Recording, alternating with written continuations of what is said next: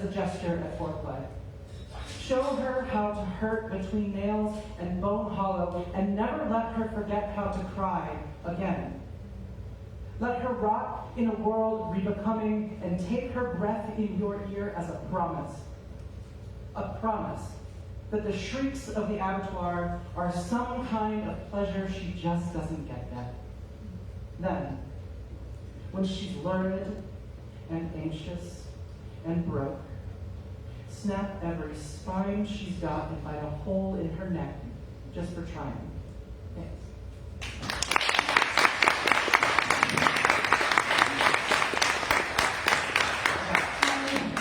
One more and I'll get through before the battle. This one's called August Half Remembered. I must try to do this. Morning crows pine of the sweet mildew that grew between us. That charcoal summer we burnt for angels, pine woods tangled and sunk in creek water clay. Still, those cedar walls wouldn't sing for us. See, the world wasn't looking for us, so when the dusk held the dawn, we made throats, bodies and cheekbones, and cast ourselves as the bringers of ever-living flame. Promethean, Presbyterian, called in time like conviction, self-assured and uncertain, we had risen on the fire wind of summer and were looking for the better half of a century. See, you had taught us, had taught me to swim in creeks and hear birds by their names. See, you had taught me, taught us, the scum crust of the earth, that angels are remnant, are revenant.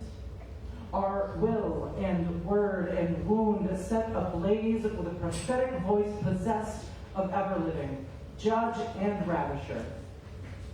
We can be all things in flame, becoming and becoming, joining bodies in smoke, in ash, in our mouths, dear sisters, a reek that settles over tar and alabaster.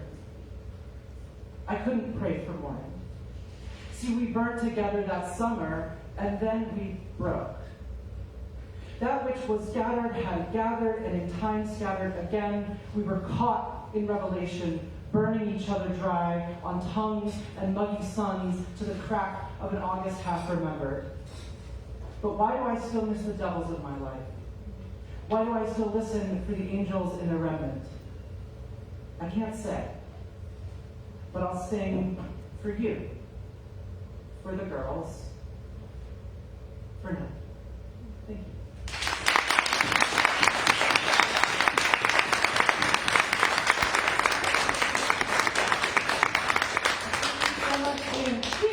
Was it your first time reading here?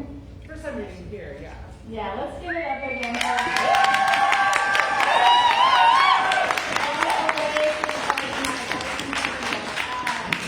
Take a breath in your ear as a promise. That's beautiful. Really, really beautiful.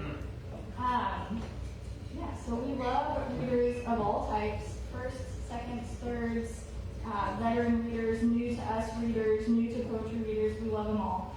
If you are new to Out Loud, you might not know that we're a nonprofit. We're like a real nonprofit. Like we have a board, we have bylaws, we have 501c3 status, which means if you, like in this economy, like most of us do, have a lot of money to spend. Yeah, I like the way you laugh. We'll take some, just like a little donation. But we do cool things with it. We put on workshops, we do meetups, we give away grants. It's, a cool place to put your money if you got nowhere else to put it. But before you put it with us, you should make sure you tip your bartender. So if you're new to Out Loud and you didn't know, we are a nonprofit. Your donations are tax deductible, and you can actually become a member of Out Loud. But that's a little bit of a cliffhanger. I'm not going to say anything more about that yet because we have several more readers to get through, and our next one is Brian.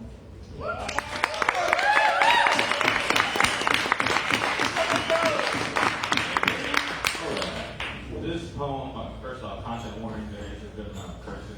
I do curse. This poem is a sequel to one I read here before about how men, we are a bit of a protection racket. We break shit, then charge for the repairs for interest for that shit that we broke. So this is Goodfellas 2. That's a real pretty racket right there. Be ashamed if I snatched it by the back of the hair, and I'd be wrong if I ain't shared that cross that you bear is really just some fuck shit. You can leave it right there. You can just walk away. They ain't gonna find you for littering because that fuck shit decays, but you got it, big homie. I hear you love being lonely. In fact, you say that shit so much, I think it's keeping you company. I think that you thought that you choose what you chose, but they got a claw machine picking suckers like pros, having you huffing that pride while it's fear in the sky, stuck in a day-to-day loop, searching for love and a high. But if you don't grow and let that fuck shit go, you'll never reach the height for this ride. See, the doorman's adjusted, the bar has been raised, the secret handshakes don't work anymore, and the locks have been changed. You come hand in hand or not at all. Always trying to sprint before you learn to crawl. That's why you're sinking past the swimmers. And I don't want to watch you drown, but before you can even think about getting saved, you gotta put the fuck shit down. Thank you.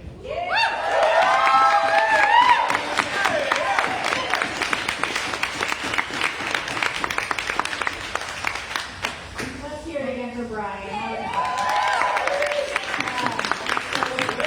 Funny story about Brian. The first time he came to Out Loud was because I brought him, and I read a poem. And you know what that man said to me? He said, "You didn't tell me you were the LeBron James of poetry." And then I heard him read poetry, and I said, "You didn't tell me you were a big fat liar." But that's one of the things that we love about Out Loud is this is a community where people come back again and again and again, and you get to kind of know their voice. And even if you don't see them outside of space, you feel like you know little bits of their stories that are really vulnerable and personal and beautiful. That's one of the things that we love about poetry and about this space. It kind of feels like church. Because we get to bring our confessions and we get to bring our hopes and our dreams. So if you're nervous about reading, but you think maybe you want to, you should, because it's awesome. So as I said before, you can come and just read, or you can become a member of Out Loud.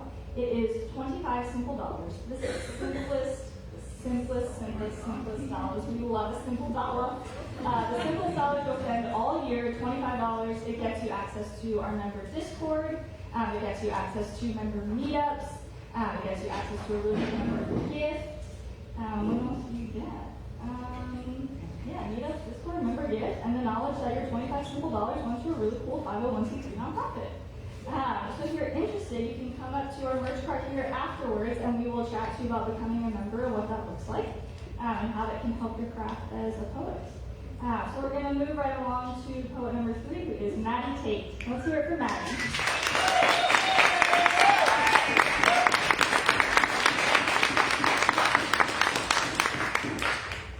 This first one's called Cars and Hearts.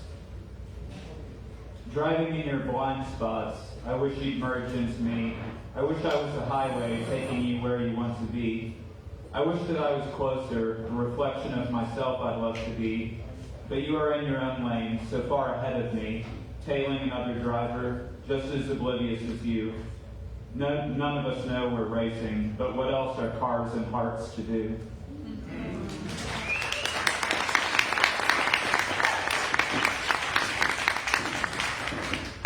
Next one's called The Train Has Left the Station. Tired of hearing beginning stages this and warning signs that. For as long as I can remember, there's been blood on the tracks.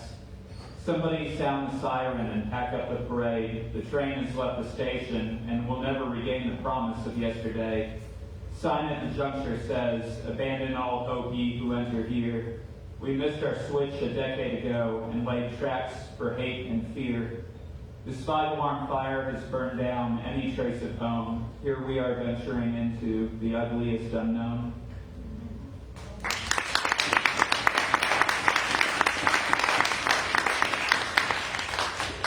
And this last one is called Redwood Black Roses. You said you'd always be my redwood, and I weathered in your shade. You said I was your rock until an inconvenient day. The flowers that you gave me are as unalive as I feel. The friend who wrote that letter makes the stranger feel unreal. I made another trip around the sun, you said, and you were glad to share the orbit. Now I'm baking out of your shade and soaking in the melancholy torrents. The black roses you unwittingly gave feel so very fitting. This year has been a long, slow farewell in the now barren spot I'm left sitting. And that green leaf ring sits empty, a reminder of a question I'll never have an answer to, as I mourn the shade of you.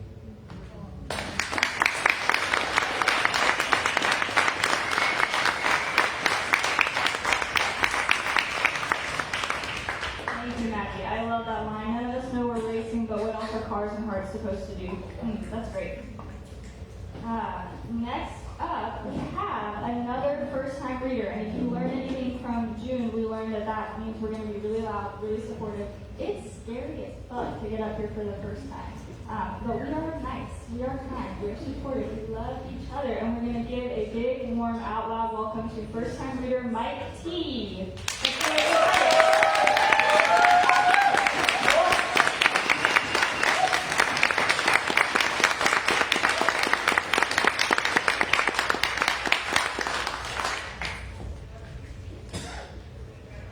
The path he has for it's called the path. The path he has for me is hard to see. It does not look like a path to me. The steps I can hardly see.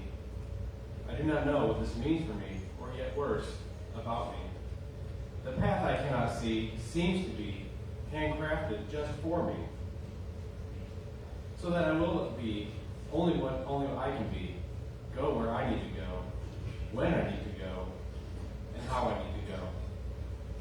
If I were shown or told where and how I must go, would I go?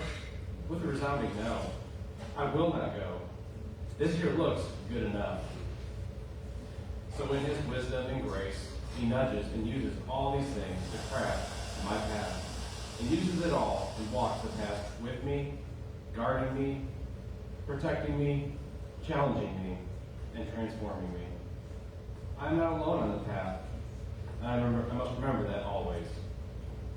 Is it the destination or the journey? If I can embrace the path, I have no need for the destination.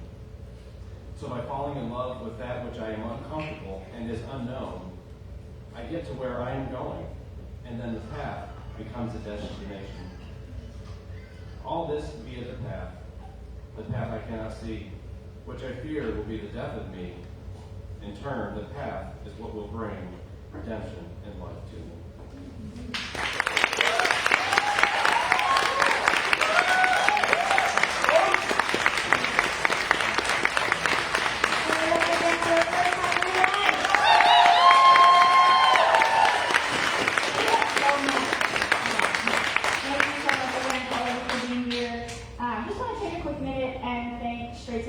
Hosting us every month, letting us use this beautiful space, this amazing stage, giving us an incredibly talented bartender. We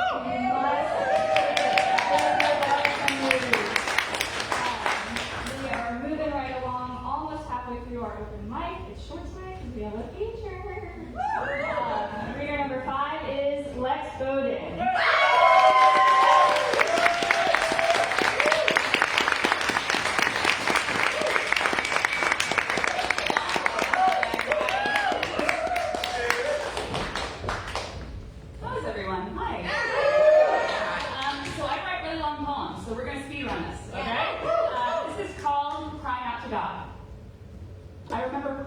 To God, asking, why have you forsaken me? My fingers bled where the nail was nothing but quick, skin split into little red rivers as my body had learned to translate pain into prayer. But even then, even there, something in me was refusing to disappear. I made an altar of myself. I starved as ritual, bent into impossible shapes, carving away at who I was until I resembled something my peers called the dancing body. To be seen was to be small. To be loved was to be small. I folded my ribs inward like hand protecting a candle, counted every bone in inventory that might keep me safe. No one tells you that youth can rot quietly. Katie laughs in her kitchen. We are in our late 20s now. How strange. How strange that time keeps moving while I am still learning how to stay inside my own skin, but I'm not who I was. I'm becoming something louder, something that does not apologize for taking up space, something halfway feral with hope. Then, to Colorado, I went crazed with humming newness, of growth sowing and burrowing itself, not just a beginning, but a pilgrimage for me. A version of myself I had started becoming, and now need proof she was real. Here, the mountains never asked for introductions. They knew nothing of years I spent trying to disappear. We only knew that they kept standing long enough to know every river takes the long way home. And I understood something simple. I was not going to be made there. I was being witnessed. Something in me, half-starved and wild, lifted its head, and I heard my name without flinching. Smiling at every mirror I passed, like greeting an old friend I refused to bury. I laughed so loudly that now my friends find me in crowded rooms, like sailors finding the North Star. To pull yourself out of the mouth of the night is never one grand escape. It is choosing yourself again and again, after shaking fists at God, after laying flat against the earth, begging it to mistake you for one more stone. But, baby, look at you. Taking life in your teeth now, eating peaches with juice running down your wrists, leaving bite marks in every beautiful thing you believed you weren't allowed to touch. I'm proud of you, of me, of the softened belly that is learning it is holy to be full, of the body that stopped asking permission to exist loudly. I want to live like this, with animal joy, appetite, and hands no longer apologizing for what they reach for. Grief already took my first 25 years. It does not get the rest. I remember crocodile tears on the swing set, fingers digging crescents into my skin, mistaking each pang as living. Baby girl, the world is opening. Not because it has changed, but because you have been learning how to see yourself clearly enough to walk through it. The door was never locked. You just stopped mistaking it for a wall. When he knew you, you were weather that never broke. I think he'd recognize you now, not remade, but finally becoming the person who lives with life in her teeth, loud enough to echo and soft enough to stay. Thank you.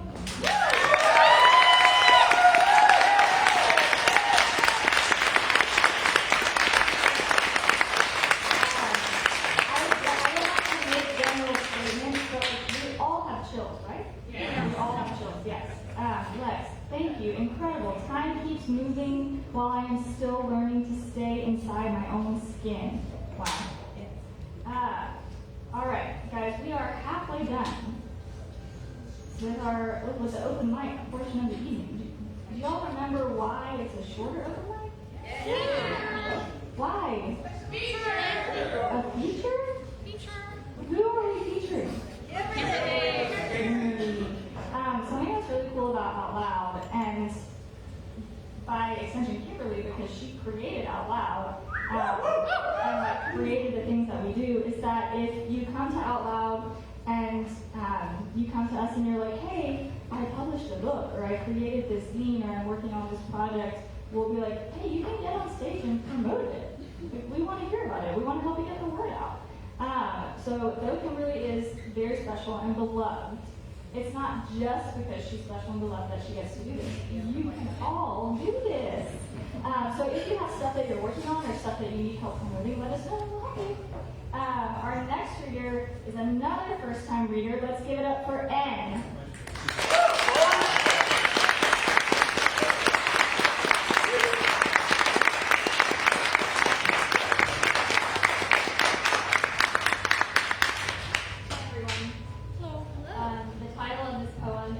Poetry is my prayer.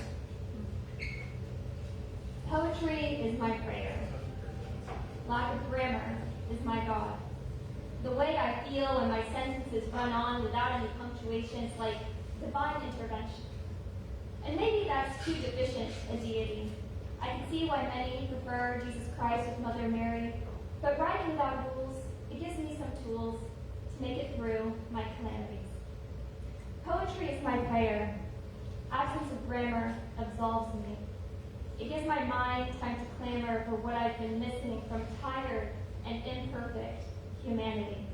Poetry is my prayer. Lack of grammar is my God.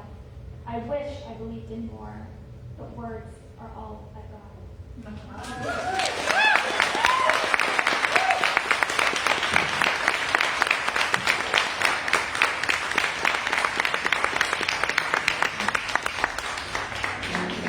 sounds like a damn good day to me, Ann. Let's hear it again for another first-time reader. Another first-time reader is Elenitza Pope.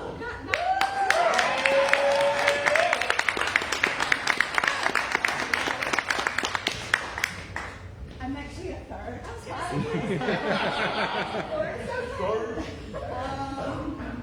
But I'm not good enough to know how to do this. Okay. So I just finished my third manuscript. Thank you very much. This is my third manuscript. It's called Where Shall We Meet? And it is how to stay deeply human while we're standing on the threshold of profound technological change. I want to read the title poem, Where Shall We Meet? And then I'm going to read a second poem, hopefully I have enough time. They're not very long. And it's a kind of a question-answer. It's called Where We Meet. It's a poem about potential and possible second answer. So let me start with, I've got one of them. Maybe, can someone hand me one? Yeah, I wrote one of the poems up here. Thank you. I don't know why I did that. Thank you. This is Where Shall We Meet? And I'm doing it fast. Otherwise I will not be able to do this. Thank you. Shall we meet in stars, in galaxies, on shorelines far away? Shall we inhabit planets as others have done before us? And what shall we bring with us? Our humanity or the better things? And what about our friends? Will they walk by our side, come and protect us as we expand our race, the human one? Will we have mastered by then how to live together, how to live as friends? Because we'll need each other under different suns on different planets. But what of now? How will we treat one another and this new intelligence we are creating that will help us reach new limits and make new lives in a future that is understood? Humanity will not stay put. But there's still time to sort out our priorities, find our gentleness within. What footprint will we leave behind? Will we teach compassion? Will we come in peace? This world appears in duality, lightness and darkness. They exist. How far we reach is our choice alone. Shall we reach beyond the moon? Shall we remember what antiquity taught us? We are not two, we are one.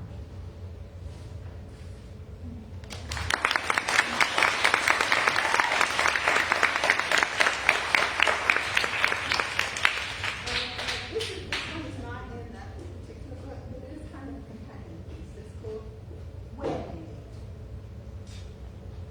I love that you keep me grounded, clear-minded. I can float away, but reality is persistent, and you help me realize certainty has edges. I can write about it, but the truth is, we're two expressions living different ways.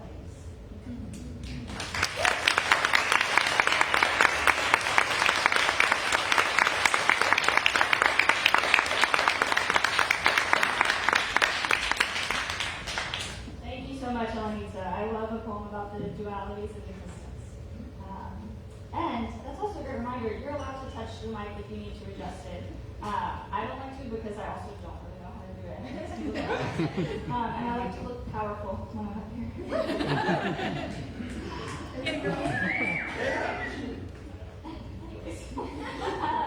We are down to our last three readers before our feature. So just as a quick reminder, you can become a member of Ala council for how many dollars? $25. Are the dollars simple or are they complicated? Simple. They are simple dollars. This is not like a weird situationship where you don't know what's happening, you don't know if it's reciprocated. It is very much reciprocated. We are obsessed with you. You are beautiful. We love you, but in a not weird way. And we respect your values. And once you join Out Loud, you can, if you want to, give a donation to Out Loud, or you can do that instead of joining. And then once you've done those things, but no, before you do those things, you tip your bartender, and then you do those things. I'm sorry, the power got my brain, and it was hard to overhead. Our next reader is not a first-time reader, but is a reader that deserves a very warm round of applause. Let's give it up for Emma Rose.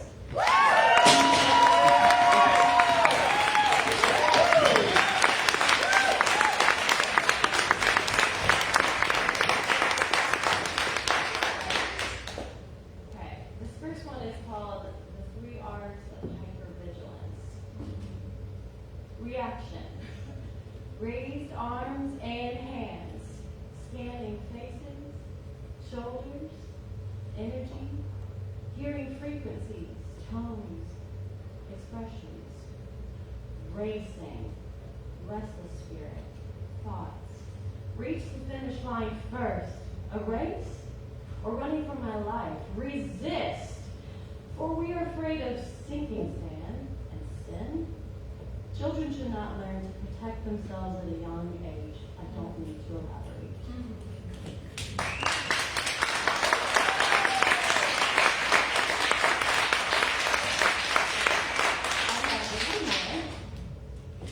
This one doesn't have a name. Dished up like a pile of gnawed bones, picked and plucked clean. My skin ivory where you sucked, my meat and sinew smooth. I discarded to decide my need and hunger for myself. Exploit it. Remove the head from my shoulders and fuck my pile of bones. Wolf's teeth that snap open, tongue lagging between wet lips. What if I tie up my own hands and scratch my perfect skin into blood drips? Watch me as I bleed and plunge my own fingers inside. I said to watch my back arch until snap my rib cage tears through. Watch as I choke the breath from my own throat. Watch as I fuck myself. Does blood still flow through your vein? A smile in my eyes only as I watch your lust turn to disgust. One last circle and my bones knit back together. And my own painful pleasure. Thank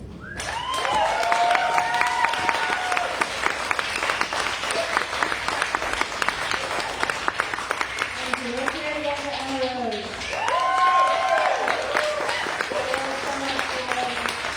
That song can kind of transcend an audience and really like wake you up and make you pay attention. It's pretty powerful stuff. It's just words on paper, but it does so much more. And we love all of it. We are going to move right along to our next reader. Let's give it up for Lexi Rollins.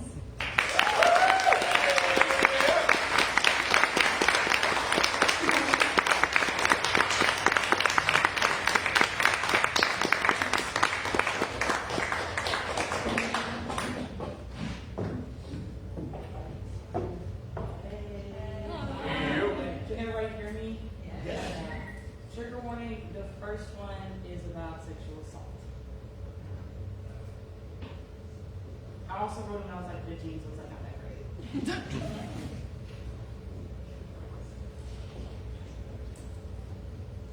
It was just supposed to be another night in which I tried to drown my thoughts out. A year later, and I still can't find a way to apologize to my mom. Apologize for not fighting back.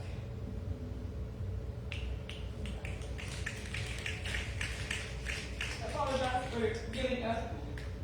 A year later, I still can't find a way to tell my sisters, tell them how I couldn't move, how I sunk into the mattress and melted into a statistic. A year later, I still can't stop thinking about his hands pressed into my skin. Still confused as to why I didn't fight back. trying to understand why my mouth felt like it was stitched together, why I didn't leave when he flipped off the lights and locked the door. He tasted of a black and mild disguise with mouthwash, and his hands were rough like sandpaper.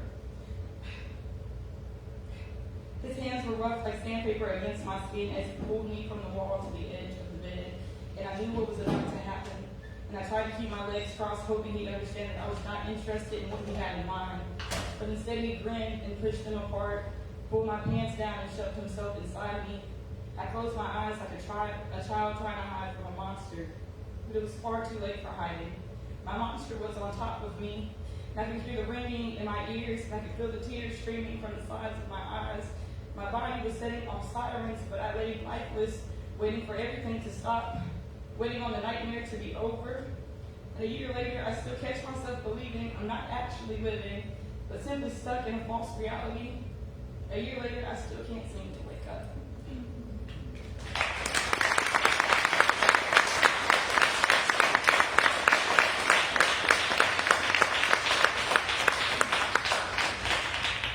That was like my first time performing at you guys. Okay, this one's like a little bit more light. I think I love them because they never made me feel like I had to be whole. I never had to be perfect. They held all my pieces like I wasn't shards, like I wasn't a burden. He held me like I was the only warmth that he'd ever known, kissed me like I gave them oxygen, and we were tangled in the sheets so often we hardly ever made them. They didn't treat me like I was a project worth fixing, like I was something that needed extra work. And we embraced each other like intimacy was the only thing that was keeping us alive. And we clung to each other like we were falling. We were almost falling. And that's it.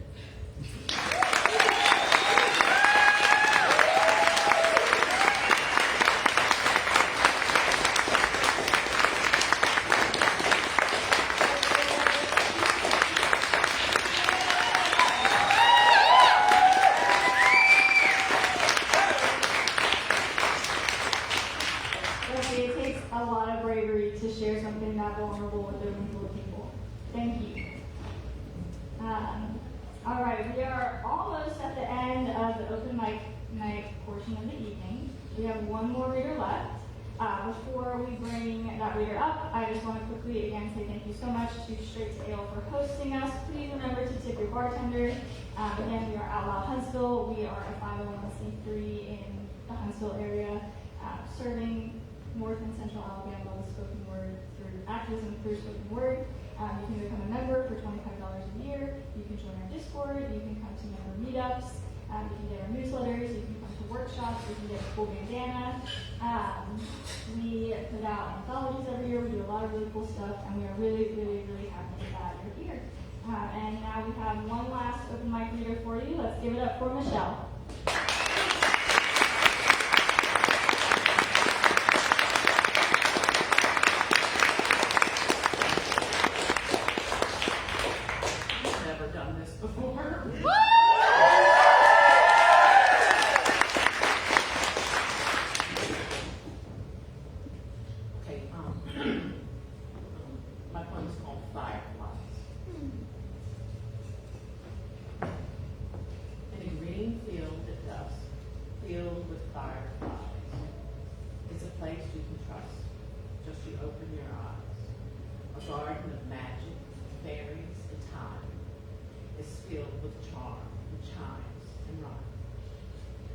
Tinkling bells that tickles your ears as twinkling stars start to appear.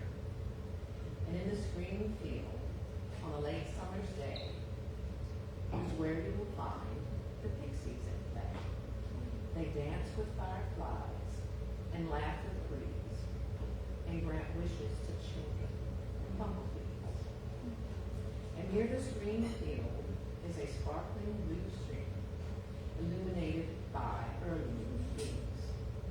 If you're quiet enough, you just might hear water sprites splashing and giggling with cheer. They swim with the fishes and race tiny tadpoles as fireflies flitter by in glittering gold. And as the moon rises and tinkling bells fade, the fairies float off to their homes in the shade. for it's time to sleep under starry skies near a green field at night, filled with fireflies.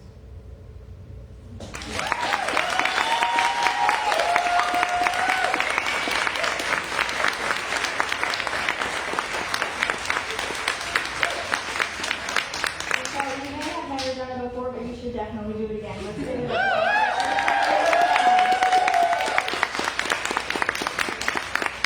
All right, friends, the time has come. I'm so excited. My heart is pounding.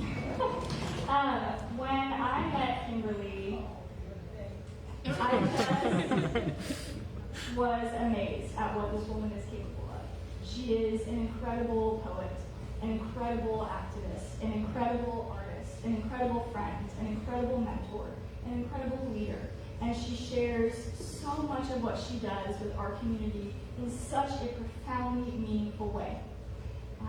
Her second collection, Other Side of Broken, is about both breaking and healing, and it holds both heartbreak and hope within its pages. It's about learning to let go, about dealing with illness that haunts the body, about being unable to save a marriage because you must save yourself, about finding peace in orderly nature and untamed wildness.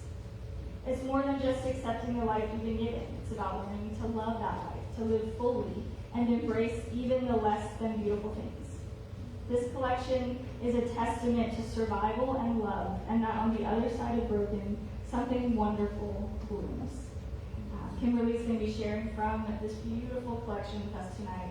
If you like what you hear, and I really, really think you will, you can purchase this collection or her first collection, Where the Water Begins. Both are for sale. You can purchase them individually or as a set. You can purchase mini zines that she has, stickers or collages. But we're going to give the rest of our time to Kimberly. Please sit back and just let the word wash over you. Let's give it up for Kimberly.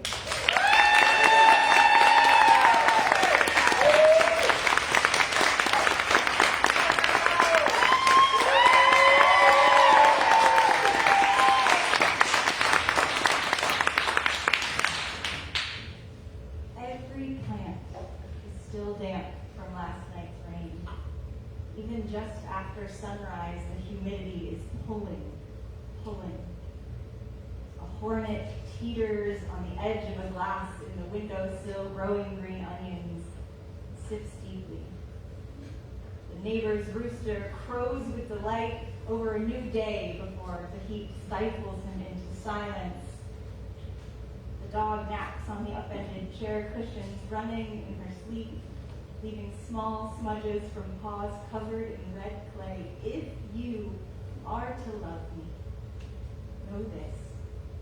I often need a slow, early morning decaf and a notebook. No sounds, just the sunrise, phones still inside on the charger. My feet will get muddy and covered in dew. Sometimes I will brave the back deck in only my underwear and an oversized tee because who gives a fuck what the neighbors think? And sometimes here, I will cry over the aging dog or the song of the cicadas or a relationship ended a decade ago or last night's movie about a shell with infinite wisdom or how beautifully you sleep. Because all of these things are growing vines within me and I honor them when they decide to twine the valves of my heart. I reckon with not having children, but I try to mother every moment, capture it like a poem, show it in a mirror, remind myself it is beautiful in every simple way. If you are to love me, know this. I will second guess myself often because I am constantly trying to pass the test of my own making. You will gently remind me to relax. I have a hard time sleeping, but I love to try. I leave water on the nightstand, but I hardly touch it. Sometimes I will howl at the moon in your eyes. I flinch, even when you don't expect me to, and you won't always see it. I will remember all of the things I've said to you and all of the things you have done to me, and I will battle with building resentment. If you are to love me, know this. I need to feel the breeze of the ocean at least once a year or I will get cranky and age too quickly. Sometimes I will want to party with you till 2 a.m. and sit out under the stoop under the stars, but mostly that sounds exhausting. Mostly I am just waiting for you to hold me. The grass grows. The morning commuters crank their engines. The dew is drying out. Huntsville, nothing here. Stay still for too long.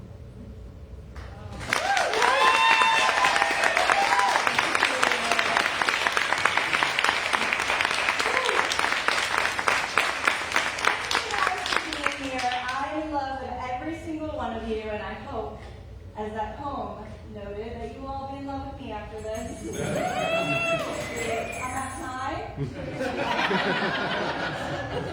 Counterpoint. The dog speaks. Other times I am left with a taste of hallelujah on my tongue, nails trimmed to the quick. I am digging for the bone of joy, very deep in the red clay, fervently working the earth. Forgive me all this mud. Forgive the way that I swallow each breath like a last meal. I am working to avoid the relentless shatter of myself again, to become light as a feather and soft as a feather and never ever bored or stiff or slant. Pavlov's bell tricks me into hunger, but also tricks me into hope. Mind all this drool, I am praying again. Everything smells like heaven. Can't you taste it? No. I thought you were going to do that poem, and Jason said he was going to do the bit with the bell, and I was like, I'm going to counter that bit with the bell because I got a poem about the bell. It all works. I'm always up here to do bits. Great. Thank you guys for being here in all seriousness. Thank you, Grace, for hosting. Give it up for Grace.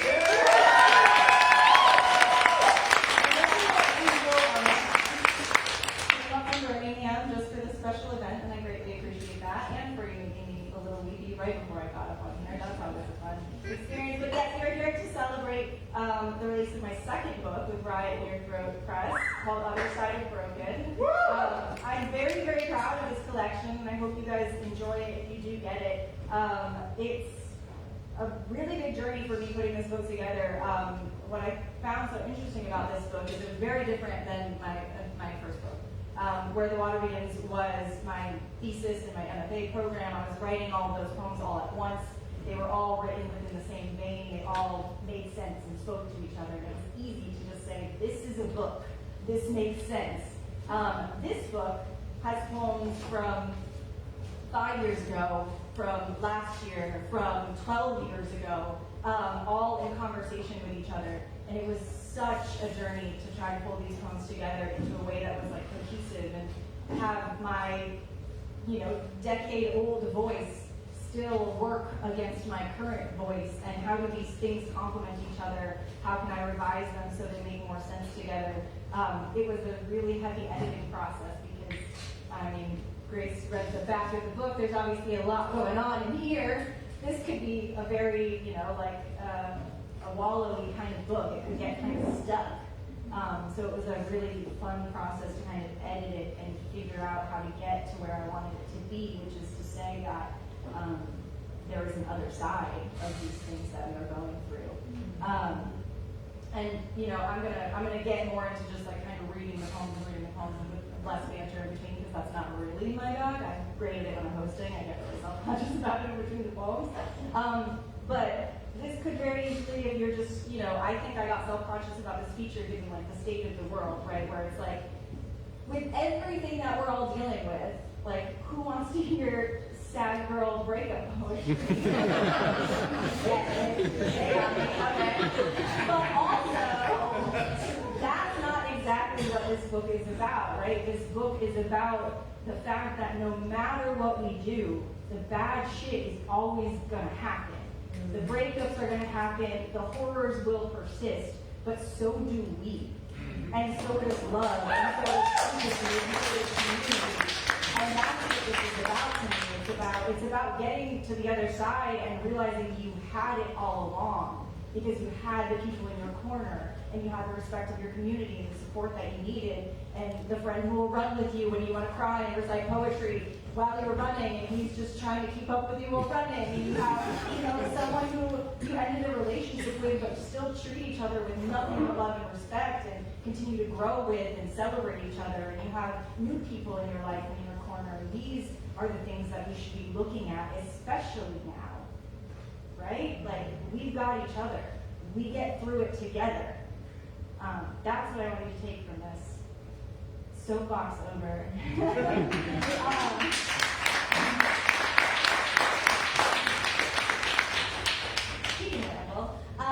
But a lot of the poems in this are about grief, they're about loss, they're about understanding, the loss of people who are no longer with us, and also grieving people who just are not in your life anymore in the same way. And so we're going to kind of navigate through some of that, but we are going to take it down. Don't worry, we're going to come back up. Let's adjourn and I'll always review it, so you'll get there. This poem is called Landscape.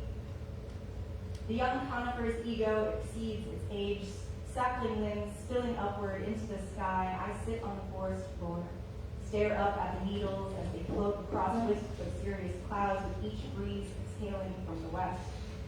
Broke from travel, I still bought a new turquoise necklace and matching ring from Sadie Green's curiosity shop to wear to my aunt's funeral. Now I fumble fingers along their silver wire framework. Protection and healing are what the woman behind the counter spoke of. I told her my aunt always brought me here on my birthday to shop for something extravagant. What possesses me to press on the bruise of the past? I do not want to exacerbate the pain and grief. Perhaps it is a fear of forgetting or of being forgotten. Trees' root systems connect under the earth, creating a chain of communication to send distress signals about drought and disease and share nutrients to those in need. The sapling is in the shade, but is receiving strength from its elders, from the moss and the mushrooms. I hear my mother start a new tractor to dig her pond deeper, hoping to hit a natural well and make an oasis, where my brother and I once built teepees of branches and bed sheets, where in later years we buried stolen sticky bottles of Mike's Hard and Twisted Teas. The engine echoes off the granite slab at my back, dances at the gaping maw of the cave to my left. I leave the ring among the moss. Another totem for all of the ages I have ever been, new roots twisting in with that old growth.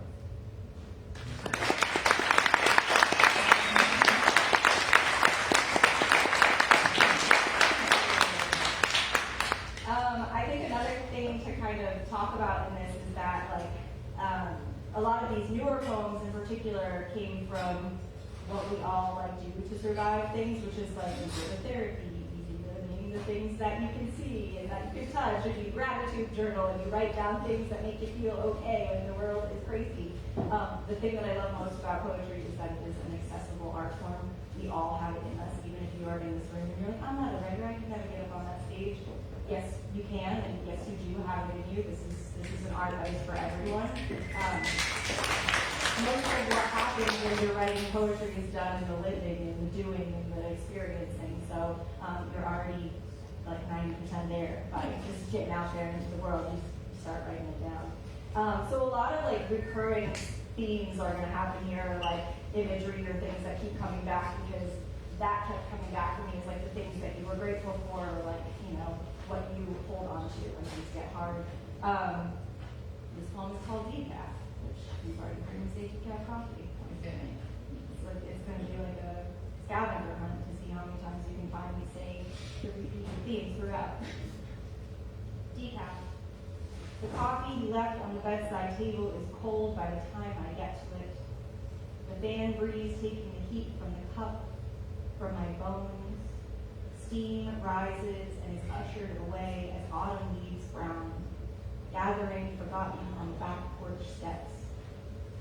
It has been days since I could stand for long enough to sleep without needing morphine pills to keep me upright. He leaves me notes stuck to the fridge, next to the medicine cabinet, on the chest of drawers. I imagine his fingers sweeping over the paper, thumbing the edges of post-it notes, tucking his tongue between his teeth while he writes. I have forgotten the feel of his fingers, but when I smell ink, I think of him.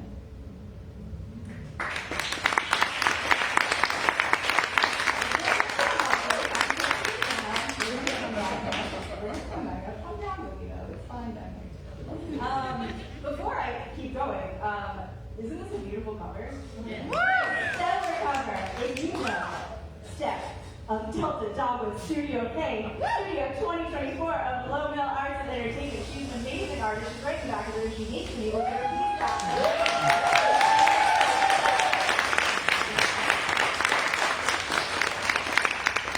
So this was an amazing process for me to work with Steph for this cover because I literally just handed her my book of poems and I went, I don't know, can you make a cover?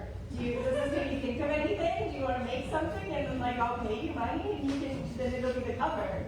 And she graciously not only did that, but allowed me to come into her studio and take what kind of watercolor stuff I liked and show me the prints that she's making and let me choose and lay things out. And it was a really collaborative and fun experience. So I want to deeply thank Steph for being part of this project because, again, it's it's one thing to write it down, it's one thing to say it out loud, but then it's another thing to have to put a cover on it. Oh shit. If you think that naming a poem is hard, titling it is hard, but try and find a cover of a book and then reading that book, that's also very difficult. So thank you, Steph, for all of the wonderful work that you did for me on this. I appreciate you and I love you dearly. You're a beautiful English. This next poem is called Brood, and it opens with a quote from one of my mentors from my MFA program, Martin Bell, that says, "Poetry, like water, seeks its own level."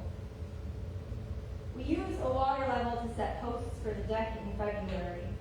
The yellow box squealed when the water perfectly balanced, an obnoxious reminder. That deck frame now soaks, abandoned in the May showers, inside a new water heater, a new mini split, schematics for a new septic system. Sometimes need gets in the way of want.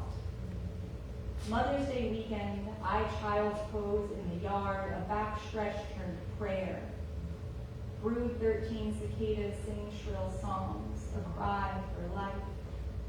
On the news, another picture of a pile of children's bodies among the rubble. I touch my hand to my abdomen, shifting scales under my own skin. I blame a bank account, a body, a history of addiction and mental illness, but still my womb seeks its own level. I mother my dogs, my community, my climbing feet. I mother the version of my younger self who still takes control of the puppet strings of anger from time to time. Cicadas have so much to say for such a short life, and I too sometimes scream my way through days others could call beautiful, call level.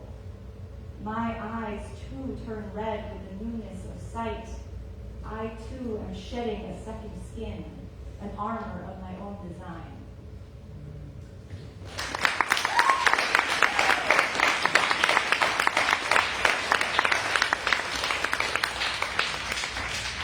I would be remiss to not tell you more about this publisher. Riot in Your Throat publishes Fierce Feminist Poetry.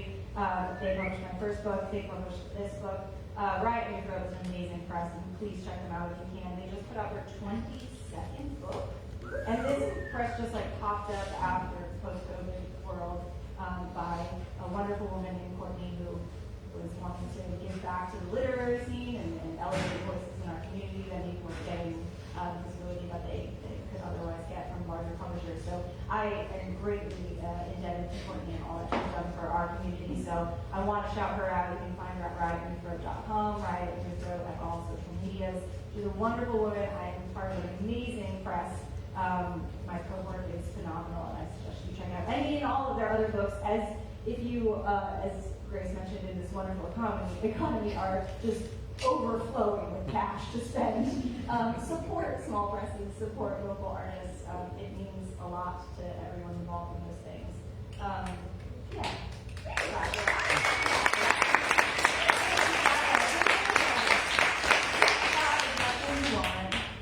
I did like that you threw the chair. You could throw the chair later. I was like, that's a powerful way to just start any set.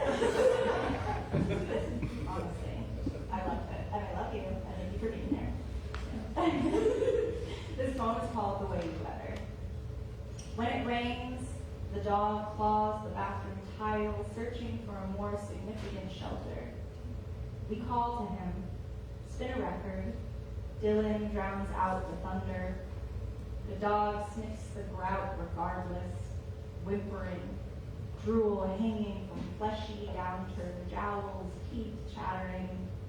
We read about thunder shirts, wrapping in an old sweater, an ace bandage, anything to make him feel held, but his chest still shivers with each exhale. We cannot fix his fear. Memory pulped through the sieve of time still carries its history deep within our tissue, our muscles. We gather in the small bathroom together, place his soft bed in the center of the floor. He paused for an hour, and we sit with him, watching bits of fabric pull apart. As he settles in, he stops shaking, and the bellowing thunder disappears, turning into his soft snoring.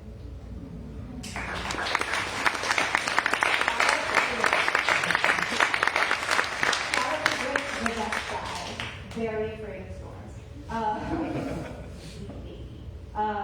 Yeah, I think that we can learn a lot about how we care for other people and care for the animals in our lives, and then isn't it crazy to go, oh my God, I am a person in my life, I am an animal in my life, and I deserve the same compassion I'm giving to those things.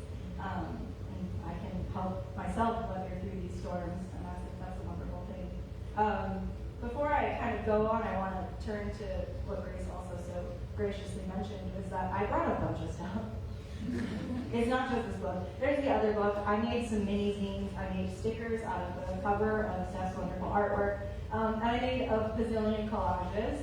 Why collages, you say, Kimberly? Because the whole point of the book is that we get through. We use what we have to get through. I have been really overwhelmed by the news and the world, as I'm sure we all are. I don't like receiving news from the internet anymore because that's just crazy. So I get a Sunday paper. And with that Sunday paper, I also get like a magazine, like a New York Times magazine. And so I've been reading the news and then making art with that news because that is a way for me to cope and make something beautiful out of what is beautiful and difficult for me to deal with. Art is everywhere. You have access to it. Keep making it. Do it. Find the things. Put it together. Get a glue stick. Keep making art. It's a beautiful thing. That's what I love about collage. That's what I love about poetry. Again, accessible art forms that are going to help us get through. So if you have any questions about any of these wonderful things over here, I will be sitting in these cutesy little chairs behind this sweet little table over here between these ferns. They're not real. I know they look really convincing, but I checked.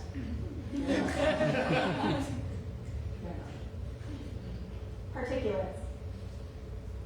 A germ suspended itself in the air between us, giving off the glow of leaving before either knew we needed an exit.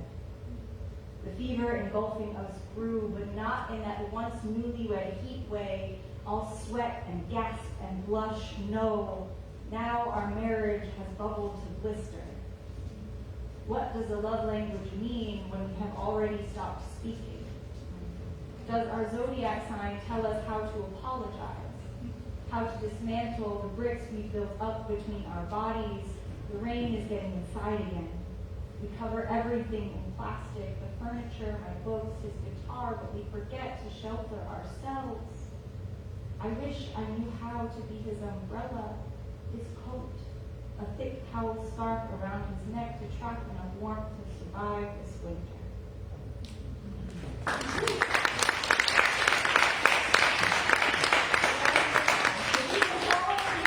We're down here now. We're gonna hang out and then we're gonna come back up. It's fine. Again, I think the beautiful thing about this is that as the horrors persist, so do compassion and empathy. I'm very grateful to have compassionate and empathetic people in my life who help me through things, and I'm just really grateful to be here with all of you, sharing this space and sharing these poems. This was actually a fun plug for membership and Discord access and all of that fun stuff. Jason here, we do bits. He rang the bell over there. You guys know who this is?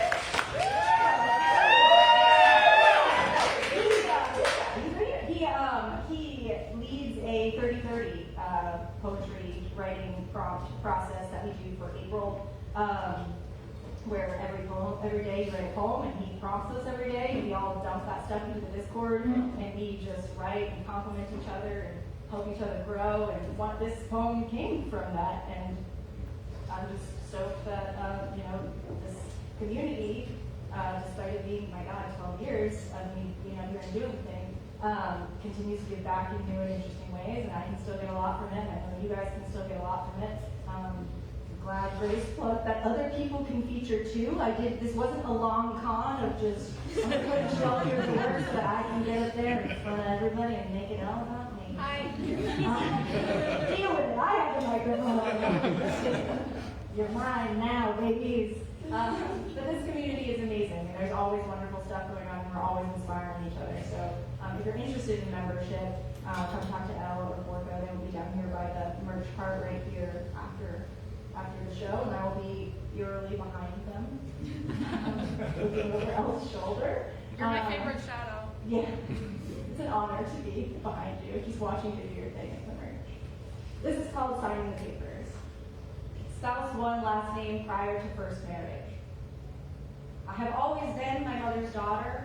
Despite the distance, she calls to tell me about the new hiking trail she has carved from the earth, ready for my running shoes. Number of this marriage: if you kiss a falling tree alone in the woods and no one hears you whisper, "I love you," does it really make a sound? Number of children in this household: over 1,500 species have been recorded to eat their young on occasion. Does that first bite feel like the cyst rupturing? My teeth are sharp, but my womb is hollow. Date of separation, date of final decree. I can remember calling Maya while driving into work, crying because the last thread severed. Now we are wearing masks. Thanksgiving is coming. I am not good at admitting failure. Legal grounds for decree. I cannot tell you who you are, but I know where you've been. You're standing in a mirror. You're both here and back there. Cheers to the cycle. Turned upside down and back again. Do your hands miss my body, or do the cans keep them company? Decree awarded to a hot cup of coffee held cradled between both hands on the timid screened-in porch. The steam rising up to meet that vast new sunrise.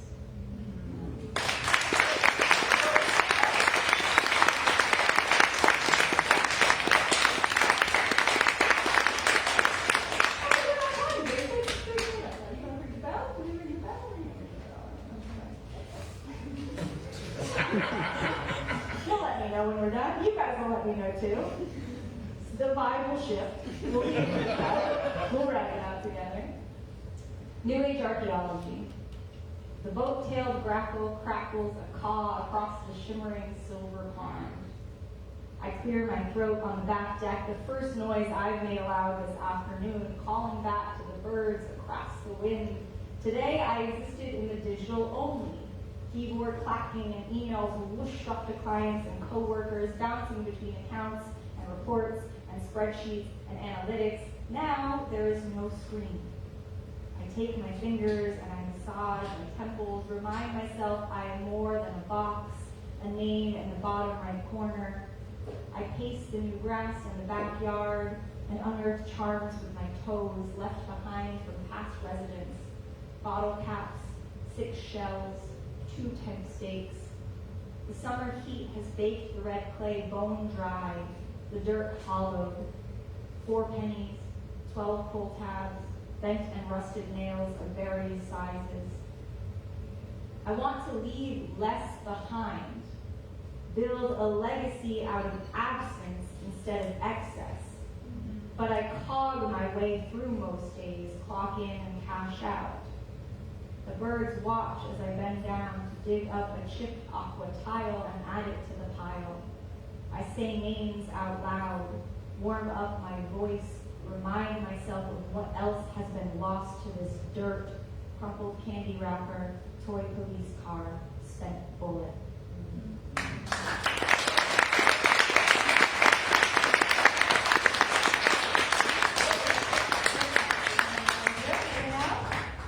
How to get back up? That's where we're going. You ready? You're going there. tie knots, the kind that hold fast, the kind that slip. Pull weeds in the garden with your bare hands, keep them busy. Check the seedlings every day. Water them, then water yourself. Run on the days you feel like you can't. Do it anyway. But let yourself complain the whole time. Stop at Sonic on your way home for a large Reese's Blast. Call it balance. Call your brother, your best friend, a few states away. Start doing crossword puzzles. Write a poem a day for a month. Share them, especially when the poems are bad. Remember, vulnerability is most powerful when shared. Dive into your work, but close the computer no later than 4 p.m. Walk the dogs every day, especially when it is raining. You were made for all kinds of weather. Keep opening the windows, keep opening the doors, keep opening.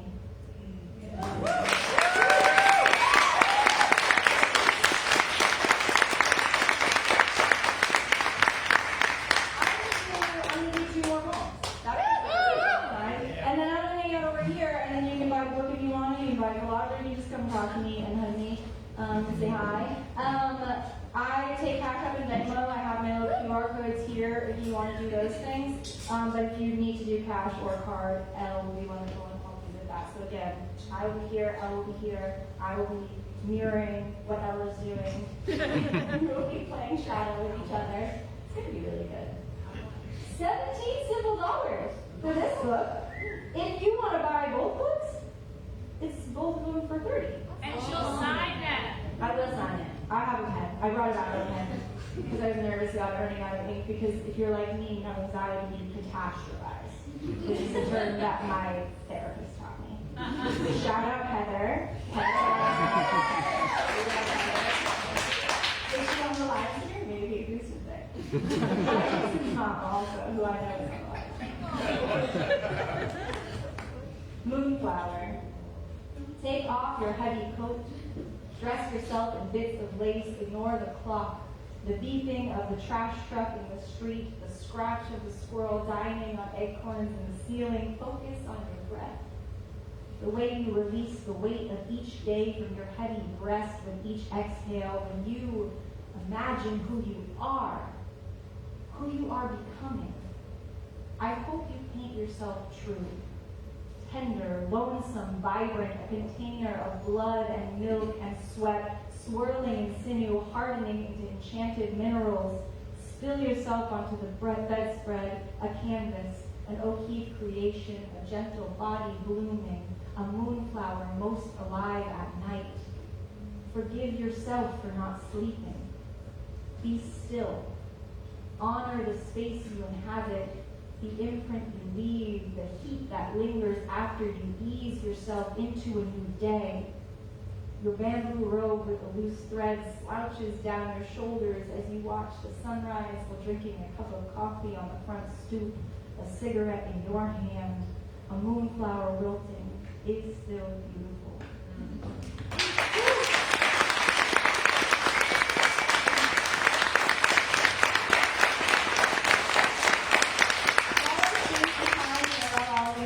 So grateful that you decided to join tonight. Keep coming back to Out Loud because it's a great space to be if this is your first time. I swear it's not all about me every time. I let other people have a night sometimes. I've gotten better about it over the years. I used to not, but you know, I'm wiser in my old age. Reasons to be grateful for failing. To fall asleep nested between two snoring dogs, to wake before the sun and allow my body to move and feel strong, to sleep in and steep hot chai tea and almond milk, to cry in the back of a movie theater because an ending was so beautiful, to learn to catch fish only to throw them back, to grow my own food and can it for the winter, to tear my hands and knees on limestone and granite for the sake of reaching new heights, to exercise muscles I once did not know the names of, to build a family only to watch it break, to feel that loving again would be impossible and then doing the impossible anyway, to feel my new love reach for me in the morning and squeeze, sniffing my hair, to experience loss and be able to grieve instead of being the cause of someone's grief, to see the scars fade, the knives dull, the bottle of pills expire, to get a text that he is 3 weeks sober, to plan a wraparound deck to sit on in the summer, to camp in the woods all weekend without any distractions, to have a rest day, and to feel like I am worth it, to know you, to write this, to bloom. Thank you guys.